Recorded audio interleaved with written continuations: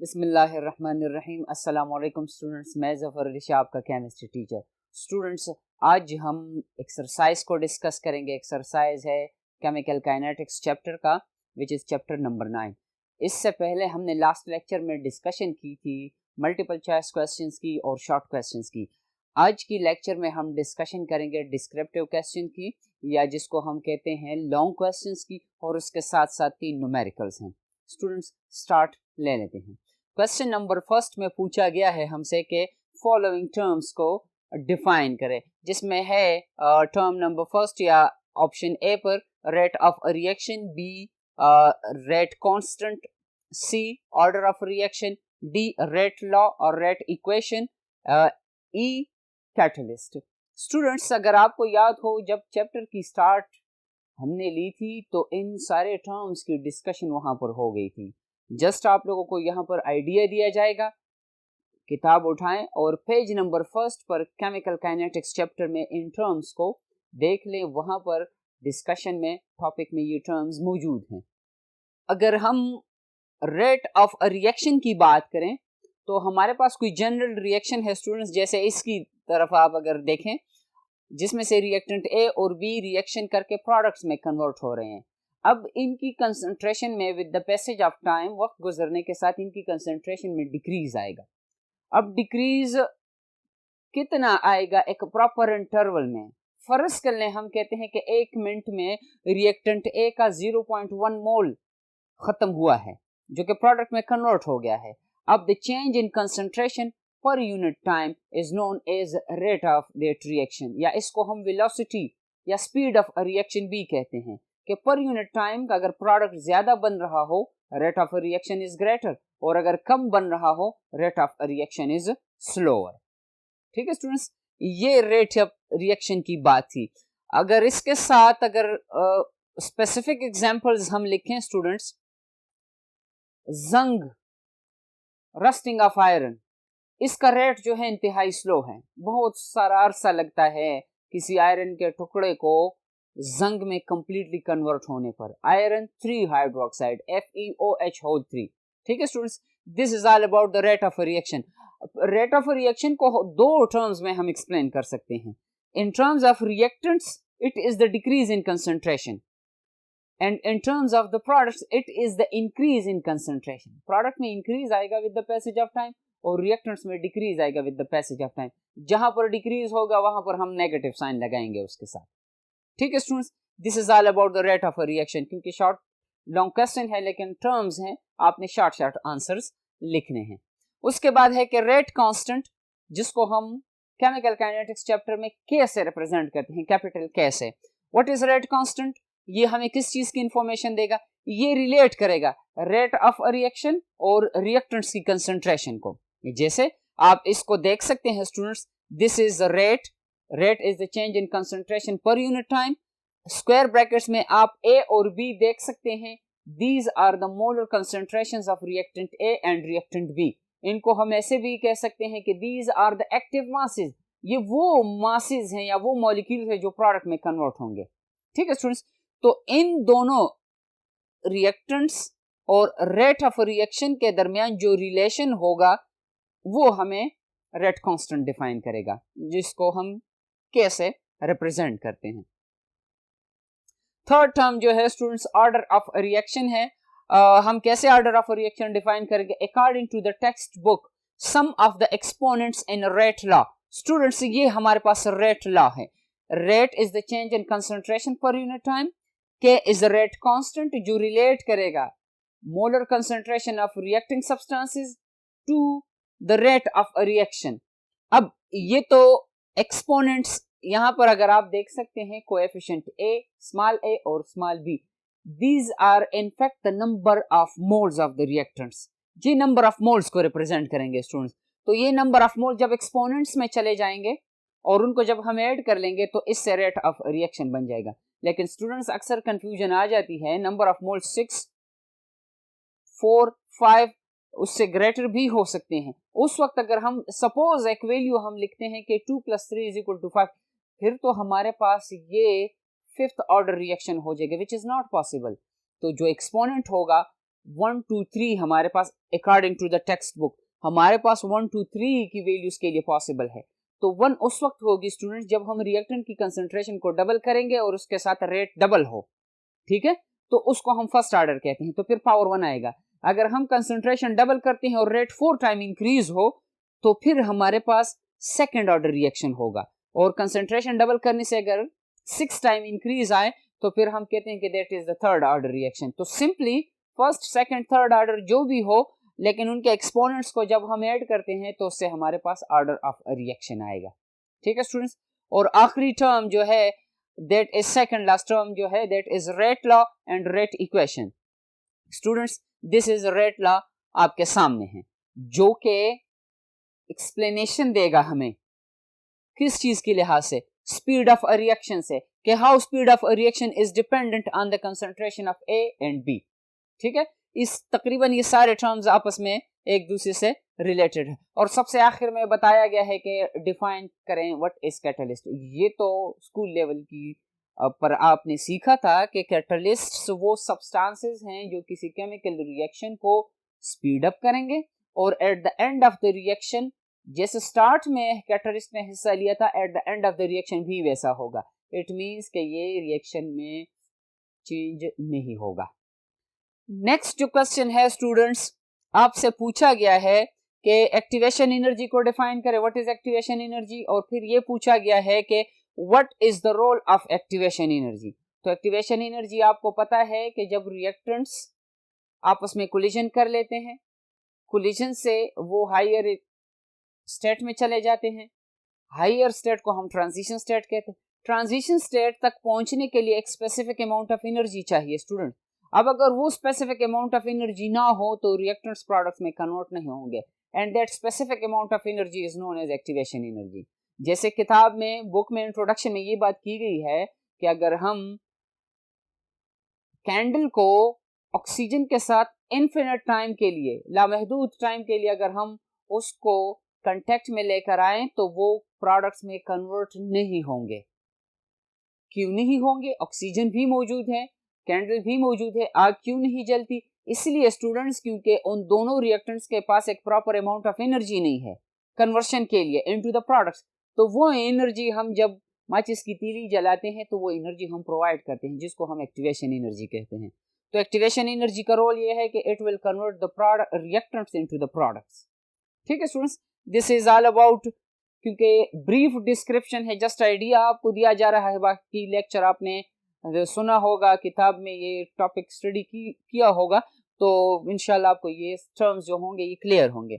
Next question है उसके बाद स्टूडेंट्स, और इसी के साथ एक्टिवेशन एनर्जी के साथ हाउस होल्ड गैस कहा गया है कि सुई गैस की बात हो रही है कि अगर हम सुई गैस को किसी कंटेनर में ऑक्सीजन के साथ लामहदूद टाइम के लिए रखते हैं, रिएक्शन नहीं होता।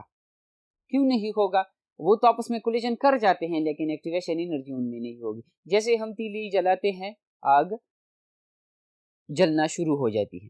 ठीक है स्टूडेंट्स, क्वेश्चन नंबर 3 में पूछा गया है कि एनर्जी डायग्राम बनाएं रिएक्टेंट्स के लिए और प्रोडक्ट्स के लिए, जिसमें हमने शो करना है उस रिएक्शन को जो कि कैटलाइज्ड है और उस रिएक्शन को जो कि अनकैटलाइज्ड है। मतलब यह है स्टूडेंट्स कि हम किसी जनरल रिएक्शन की डिस्कशन कर रहे हैं जिसमें रिएक्टेंट्स कन्वर्ट होंगे किस चीज में? प्रोडक्ट में।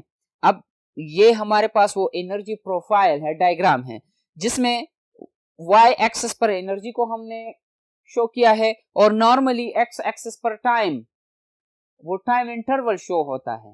इंडिपेंडेंट वेरिएबल याद रखें स्टूडेंट्स, हमेशा एक्स एक्सिस पर आएगा। अब यहां पर इस एरो का मतलब ये है कि यहां से, क्योंकि रिएक्टेंट्स यहां से स्टार्ट ले रहे हैं, उनकी एक स्पेसिफिक अमाउंट ऑफ एनर्जी है, ये जब रिएक्शन करेंगे, कोलिजन करेंगे, कोलिजन थ्योरी के मुताबिक इनकी एनर्जी आहिस्ता आहिस्ता बढ़ती जाएगी, एक लिमिट इस तरह आ जाएगा कि ये इस स्टेट पर पहुंच जाएंगे, इस पॉइंट पर, जहां पर इसको हम कहते हैं कि ये वो एक्टिवेशन एनर्जी वाला बैरियर है, रुकावट है। अगर इन रिएक्टेंट्स के पास ये एनर्जी ना हो तो ये प्रोडक्ट्स में कन्वर्ट नहीं होंगे। ठीक है स्टूडेंट्स, तो ये पॉइंट किसको रिप्रेजेंट कर रहा है? उस हाईएस्ट पॉइंट को जहां पर इनको एक्टिवेशन एनर्जी चाहिए, वो पॉइंट है। तो रिएक्टेंट्स, सपोज हम कहते हैं कि रिएक्टेंट्स प्रोडक्ट्स में कन्वर्ट हो गए तो फिर प्रोडक्ट्स की एनर्जी कम होगी रिएक्टेंट से।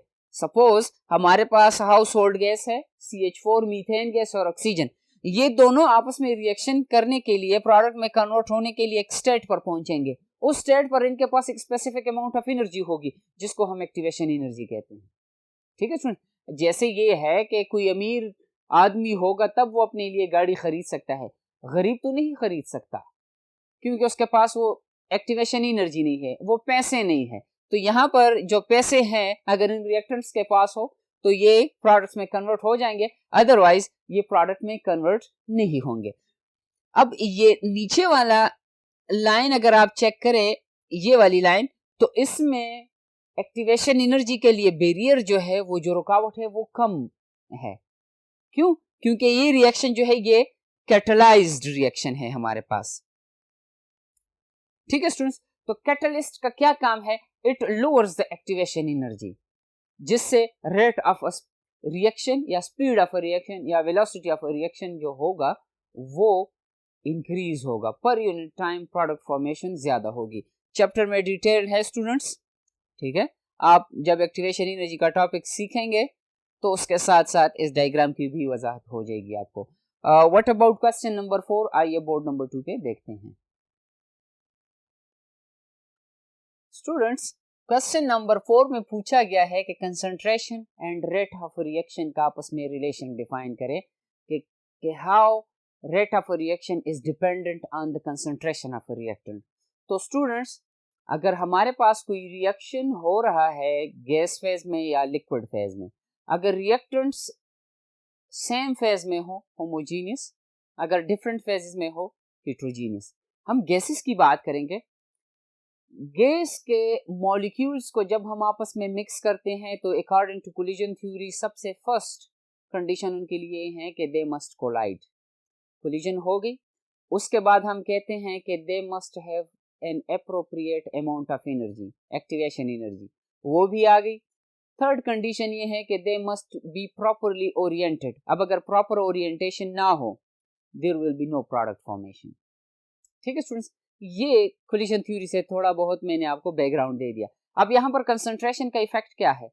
अगर हम किसी गैस के लिए 1 मोल एसटीपी पर कंसिडर कर लें और दूसरी केस में हम 2 मोल्स कंसिडर करते हैं, तो स्टूडेंट्स आपको पता है कि at STP 1 mole of any gas contain Avogadro number of molecules, और जब 2 मोल्स होंगे तो 2 cross 10 power 23, 2 cross 6.23 cross 10 power 23, मतलब 2 मोल्स नंबर ऑफ मॉलिक्यूल्स ज्यादा होंगे। अब जब नंबर ऑफ मॉलिक्यूल्स बढ़ेंगे स्टूडेंट्स, मॉलिक्यूल्स रश में होंगे, तादाद ज्यादा होगी, नंबर ऑफ कोलिजन ज्यादा होंगे।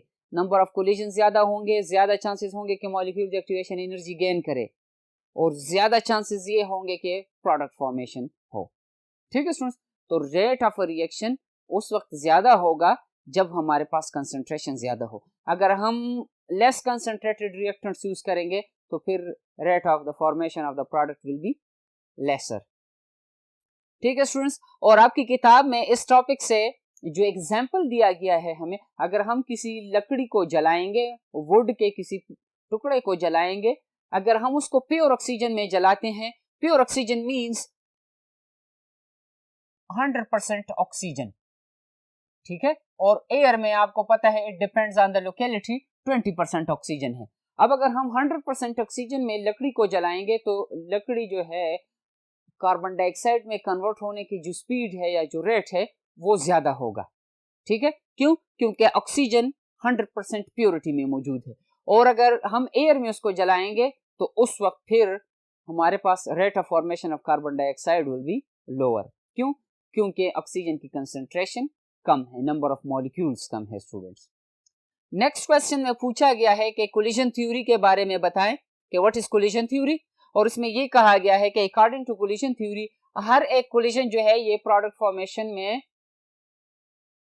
फॉर्मेशन नहीं करेगा। ठीक है स्टूडेंट्स, मैंने आपके साथ 3 पॉइंट डिस्कस किए। पॉइंट नंबर 1 ये था स्टूडेंट्स कि there must be a collision between the reacting molecules for the product formation. Collision लाजमी है। कोलिजन हो गया स्टूडेंट्स। कोलिजन के बाद जो सेकंड पॉइंट है that is activation energy. In molecules के पास एक प्रॉपर अमाउंट ऑफ एनर्जी होनी चाहिए। अगर प्रॉपर अमाउंट ऑफ एनर्जी ना हो तो there will be no product formation. इसलिए कोलिजन तो हो जाएगी अकॉर्डिंग टू द क्वेश्चन के, कोलिजन तो होगा, प्रोडक्ट फॉर्मेशन नहीं है। अच्छा, हम कहते हैं कि कोलिजन हो गई, एनर्जी भी आ गई, लेकिन थर्ड जो है वो हम कहते हैं कि there must be proper orientation of the molecules. Orientation, अब अगर ओरिएंटेशन नहीं है उनमें properly, they are not oriented, तो पहले दो कंडीशन तो सेटिस्फाई हो जाएंगे स्टूडेंट्स, लेकिन थर्ड कंडीशन अनसेटिस्फाइड है, no product formation. Proper orientation का मतलब यह है स्टूडेंट्स कि कार्बन मोनोऑक्साइड जब रिएक्शन करेगा नाइट्रोजन डाइऑक्साइड के साथ, तो स्टूडेंट्स कार्बन का कोलिजन चाहिए ऑक्सीजन के साथ for the conversion into carbon dioxide and nitric oxide. अब अगर कार्बन कोलिजन कर जाता है, प्रॉपरली ओरिएंटेड नहीं है, कार्बन कोलिजन कर जाता है नाइट्रोजन के साथ, तो कार्बन और नाइट्रोजन का तो बॉन्ड ही नहीं बन रहा स्टूडेंट्स, तो फिर कोलिजन होगी, एक्टिवेशन एनर्जी होगी, प्रॉपर ओरिएंटेशन नहीं है, प्रोडक्ट फॉर्मेशन नहीं है। अब अगर इस ढक्कन को मैंने इस मार्कर पे कवर करना है मार्कर को, अब अगर मैं ऐसे लेके आऊंगा स्टूडेंट्स तो ये तो कवर नहीं होगा, प्रॉपरली ओरिएंटेशन होगी। ठीक है स्टूडेंट्स, इसी तरह कार्बन का ऑक्सीजन के साथ कोलिजन लाजमी है इस केस में। तो ये जो क्वेश्चन में जो डिस्कशन की गई, जो क्वेश्चन में पूछा गया है, ये कोलिजन थ्योरी में कंप्लीट डिटेल मौजूद है, मैंने जस्ट आपको आइडिया दे दिया यहाँ पर स्टूडेंट्स। फिर उसके बाद हमें कहा गया है कि पार्ट ए और बी में कि आप एक्सोथर्मिक रिएक्शन को और एंडोथर्मिक रिएक्शन को एनर्जी प्रोफाइल पे शो करें, उसमें रिएक्टेंट्स की पोजीशन को, प्रोडक्ट्स की पोजीशन को, एक्टिवेशन एनर्जी को, और जो प्रोडक्ट्स और रिएक्टेंट्स की एनर्जी डिफरेंस है उनको मेंशन करें। Students, this diagram is for a reaction which is exothermic reaction. You know that is exothermic reaction is the one in which energy is released. Endothermic reaction is the one in which energy is absorbed. जैसे exothermic reaction का daily life से जो example है, जो हम घरों में observe करते हैं, सुई गैस, किचन में जब सुई गैस जलती है स्टूडेंट्स, तो सर्दियों में हम सुई गैस को अपने रूम्स को गर्म करने के लिए इस्तेमाल करते हैं। वो क्यों? क्योंकि जो रिएक्टेंट्स हैं उनकी एनर्जी रिलीज जब हो जाएगी in the form of heat, किस वक्त? जब वो प्रोडक्ट्स में कन्वर्ट होंगे। तो ऐसे रिएक्शंस को हम एक्सोथर्मिक रिएक्शन कहते हैं। लेकिन वो रिएक्शंस जहां पर प्रोडक्ट्स की एनर्जी कम हो, जहां पर रिएक्टेंट्स की एनर्जी कम हो प्रोडक्ट से, वहां पर सिस्टम ठंडा होगा, फिर वो माहौल से एनर्जी को एब्जॉर्ब करेगा। अगर एक्सोथर्मिक हो जहां पर रिएक्टेंट्स की एनर्जी ज्यादा है प्रोडक्ट्स की एनर्जी से, तो वहां पर जो एक्सेस एनर्जी है, चेंज इन एनर्जी है, जिसको हम डेल्टा ई से या डेल्टा एच से रिप्रेजेंट करते हैं, enthalpy in this case delta H से रिप्रेजेंट करते हैं, तो वो रिलीज होगी टू द एनवायरनमेंट। ठीक है स्टूडेंट्स, पोजीशन की बात थी, position of reactants in case of exothermic reaction which they are at higher energy, position of the products which are at lower position, मतलब उनकी एनर्जी कम है। This is the activation energy. Reactants को इतनी energy gain करनी चाहिए, transition state और जो start ये रिएक्टेंट्स ले रहे हैं उनमें एक स्पेसिफिक अमाउंट ऑफ एनर्जी का डिफरेंस होगा। वो एनर्जी, सपोज हम कहते हैं कि 10 किलो जूल्स पर मोल एनर्जी रिक्वायर्ड है किसी रिएक्शन के लिए, अब ये एनर्जी अगर उनके पास ना हो तो नो प्रोडक्ट फॉर्मेशन। अच्छा स्टूडेंट्स, और ये फिर ओवरऑल हमारे पास ए बी रिएक्टेंट्स और सी डी प्रोडक्ट्स की एनर्जी में जो डिफरेंस होगा वो एनर्जी हमें मिल जाएगी in the form of light या in the form of heat. Normally हमारे पास in the form of heat energy release हो जाती है। Position of reactants at lower energy, position of products at higher energy, change in energy of the reactants and products which is represented by delta H, और फिर यहां पर ई ए, this is activation energy. तो students, this is all about question number 5, जो कि long question की portion का आखिरी क्वेश्चन है। ठीक है स्टूडेंट्स, आइए बोर्ड नंबर 3 पे न्यूमेरिकल क्वेश्चंस की डिस्कशन करते हैं। स्टूडेंट्स, न्यूमेरिकल पोर्शन में फर्स्ट क्वेश्चन है जनरल रिएक्शन है, जिसमें x रिएक्टेंट को रिप्रेजेंट कर रहा है, y प्रोडक्ट को रिप्रेजेंट कर रहा है। अब ये रिएक्शन जो है ये सेकंड ऑर्डर काइनेटिक्स को फॉलो करता है। काइनेटिक्स केमिस्ट्री का वो ब्रांच है फिजिकल केमिस्ट्री का जिसमें स्पीड ऑफ अ रिएक्शन को डिस्कस किया जाएगा स्टूडेंट्स। अब यहाँ पर सेकंड ऑर्डर काइनेटिक्स का मतलब ये है स्टूडेंट्स, मैं जनरली एक एग्जांपल से वजाहत करूंगा कि अगर हमारे पास 1 मोल रिएक्टेंट हो तो उसके हिसाब से रेट जो होगा वो 2 टाइम होगा। ठीक है स्टूडेंट्स। अब अगर हम 1 से कंसंट्रेशन डबल करते हैं तो रेट 4 टाइम होगा। तो सेकंड ऑर्डर काइनेटिक्स का ये मतलब है। और थर्ड ऑर्डर काइनेटिक्स का मतलब ये है कि अगर हम कंसंट्रेशन को डबल करेंगे तो 6 टाइम इंक्रीज आएगा उसमें। तो यहां पर ये पूछा गया है कि अगर हम x की कंसंट्रेशन को 3 टाइम इंक्रीज करें, 3 टाइम, तो फिर y का रेट क्या होगा फॉर द फॉर्मेशन। तो सिंपल स्टूडेंट्स मैंने आपको बता दिया कि 2 टाइम इंक्रीज आएगा, 3 3 आर 9। तो इस क्वेश्चन का आंसर जो होगा वो 9 होगा हमारे पास।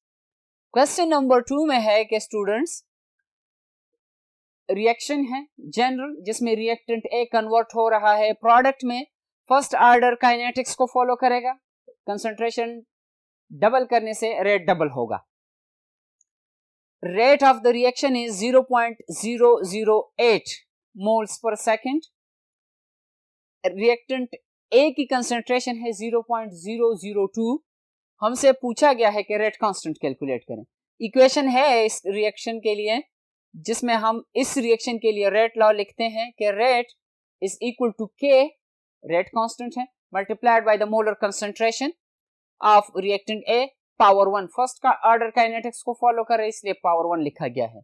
अब स्टूडेंट्स रेट की जगह 0.008 की वैल्यू आई है, के की वैल्यू हम कैलकुलेट कर रहे हैं और उसके साथ मल्टीप्लाइड है रिएक्टेंट ए की कंसंट्रेशन दैट इज 0.002। ठीक है स्टूडेंट्स, वी नीड के दोनों साइड्स को आप 0.002 पर डिवाइड करें तो हमारे पास जब 0.008 की वैल्यू 0.002 पे डिवाइड होगी तो आंसर उसका क्या आएगा, 4 आएगा। And this is your answer.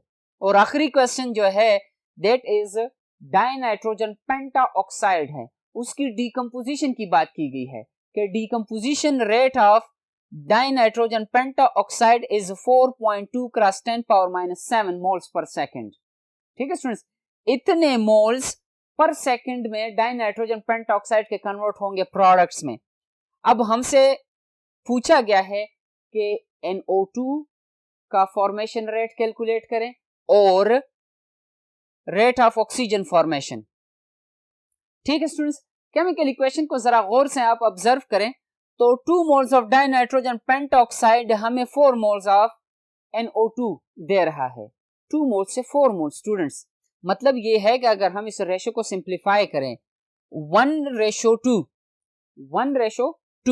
अब आपके पास 4.2 क्रॉस 10 पावर -7 है, इतना डाइनाइट्रोजन पेंटाऑक्साइड है और ये उसका 2 टाइम आ रहा है। तो हमने वैल्यू को 1:2 के हिसाब से जब आप इसको 4.2 को 2 पे डिवाइड करेंगे you will get 2.1 cross 10 power -7, that is the rate of formation of NO2। और इसी तरह फिर हमारे पास डाइनाइट्रोजन पेंटाऑक्साइड से ऑक्सीजन की जब फॉर्मेशन होगी students this is only O2 not 5O2। अच्छा, तो अब इसमें आप देखें कि 2 मोल्स ऑफ डाइनाइट्रोजन पेंटाऑक्साइड हमें 1 मोल ऑक्सीजन दे रहा है, 2 मोल्स 1 मोल्स। अब यहां पर अगर आप देखते हैं ये 2 मोल्स है स्टूडेंट्स, यहां पर 1 मोल।